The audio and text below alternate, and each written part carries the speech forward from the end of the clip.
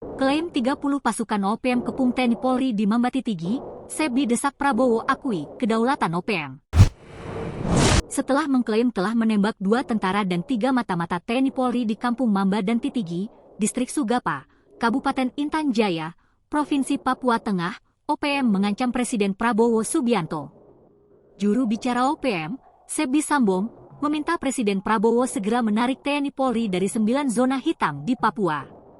Menurutnya, TPNPB OPM telah mengirim 30 pasukan tentara dan saat ini sedang mengepung 9 zona hitam di Papua, termasuk Kampung Mamba dan Titigi di Sugapa, Intan Jaya.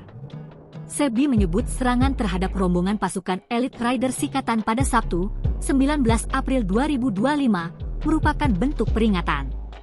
Dalam penyergapan tersebut, kami berhasil melakukan penembakan terhadap 2 aparat militer Indonesia hingga tewas dan lainnya luka-luka, ujar Sebi, dikutip pada 20 April 2025. Ia menegaskan bahwa TNI dan Polri yang berada di 9 zona hitam telah terkepung oleh gerilyawan OPM. Mereka akan menggunakan strategi perang gerilya, menyerang lalu menghilang.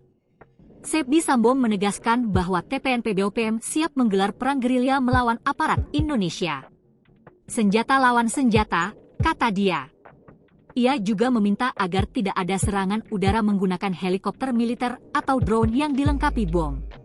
Sementara itu, Kepala Pusat Penerangan TNI, Brigadir Jenderal Christomey Sianturi, menyatakan bahwa pihaknya tidak akan menanggapi tantangan tersebut.